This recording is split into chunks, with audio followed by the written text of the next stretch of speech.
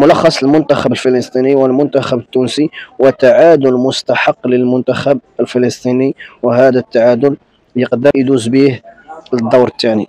اخوان، خلوا لي الراي ديالكم، كيفاش جاكم المستوى نتاع المنتخب الفلسطيني؟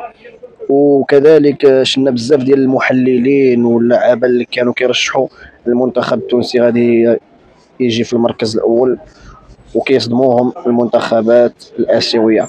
الراي ديالكم في التعاليق. تتلف كرة على طول خطيرة رأسية في الشوال، جول عمر العيوني.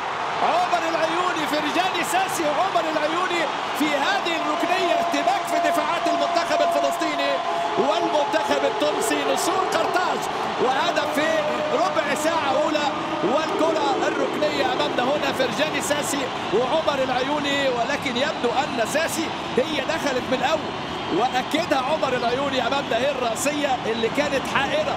بص امامنا الاعاده، ادي الركنيه اتعملت حلوه حلوه حلوه في راس شواط فرجاني ساسي، والتاكيد امامنا من عمر العيوني. هنشوف بقى الهدف لمين، لكن هو هدف امامنا للمنتخب التونسي. محاوله اولى ثم محاوله ثانيه ثم حارس المرمى امامنا هنا اللي بيبعد الكره من داخل المرمى، والتاكيد كان من عمر العيوني. راسيه شواط، بص الاصرار، شفت الاصرار، خطا في الابعاد من امامنا هو اللاعب اللي حاول يبعدها محمد صالح، ولكن ياكدها عمر العيوني. اذا هدف للمنتخب التونسي بعد مرور ربع ساعه. مرة ثانية انطلاقة يا ولد على المرور على طول، حلو حامد حمدان، وفرصة كبيرة بتضيع، فرصة بتضيع من محمد صالح.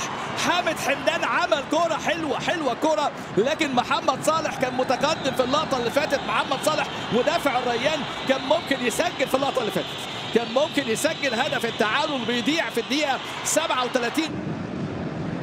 اماميه الكره المره دي، تحرك اسماعيل غربي، اسماعيل غربي اللي بيشكل حقيقه اداء مميز حتى الان. اسماعيل غربي ترجع مره ثانيه الى ترمينيني، ترمينيني شوف امامنا ترمينيني لاعب الشمال، لاعب الشمال، لكن كره مقطوعه، خطا ترمينيني. الثاني في راس شواط، الثاني ترمينيني، خطا كبير ومحمد علي بن رمضان، والكره تصل الى فراس شواط عشان يسجل المنتخب التونسي. اي توقيت، اي كره واي خطا في هذا التوقيت امامنا هو سعاده وفرحه ايمن دحمان حارس مرمى صفاقسي، والمطالبه بخطا هنا. هل في دفعه من رمضان مع اللاعب ترمينيني؟ اتاخر قوي ترمينيني. ادي امامنا الاعاده، وادي امامنا هو استل توازنه وتمريره محمد علي بن رمضان في خروج كان طبعا من رامي حماده، لم يتوقع الخطا من ترمينيني وفراس شواط، وانتظار الفار. لكن يبدو ان اسماعيل الفتح يعني ما عندوش يعني شك في صحه الهدف اللي كان فيه خطا كبير قوي الحقيقه من ترمينيني. بص كره سهله طبعا محمد علي بن رمضان، حقيقه بتعاون بتفاني مميز قوي النهارده، بشيء يميز المنتخب التونسي في مباراه اليوم هو استغلال الفرص. احمد القاضي ركنيه رابعه لفلسطين، ملعوبه على طول الكره العاليه الراسيه المتابعه. هدف التقليص قد ياتي في هذه اللحظات، ترتد يا هدف التقليص، وهو هدف التقليص. لسه بقول لحضراتكم انا هدف التقليص ياتي، وحامد حمدان امامنا هو بيحتفل على عهدي وعلى ديني، انا دم فلسطيني. وطبعا يعني اكيد سلام الله عليك يا فلسطين، فرحه كبيره والتصفيق والتسديده. بص حامد حمدان يا ولد، حامد حمدان رجليه تقيله الشوط الاول، يعني شفنا له تسديده وشفنا كره شالها له ببراعه محمد علي بن رمضان يا ولد. وسط الزحمه تخترق امامنا اهو الفدائي، يطلق رصاصه اللي دائما بنراها امامنا اهو، المره دي لا ملثم ولا حاجه، وشه مكشوف، ويضع صاروخ يا ولد على الهدف الجميل. بص الفرحه يا جماعه، شوف الفرحه امامنا اهو. حامد حمدان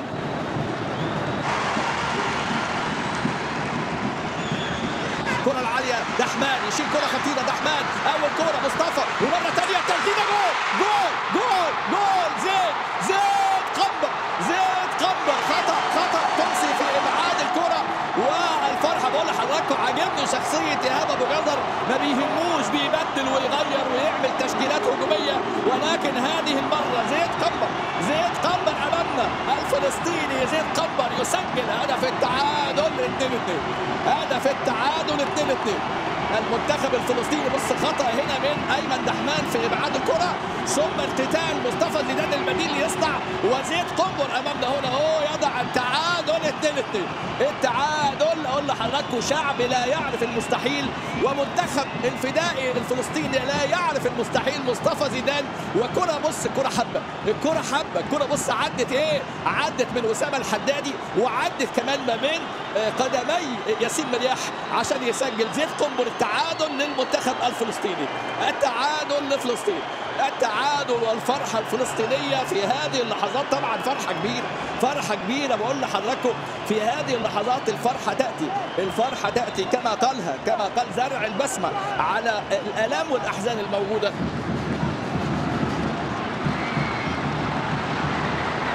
مرة ثانية هنا ريان لكن منتخب تونس محمد علي بن رمضان لم تنتهي المباراة، لأن منتخب تونس عنده الشخصية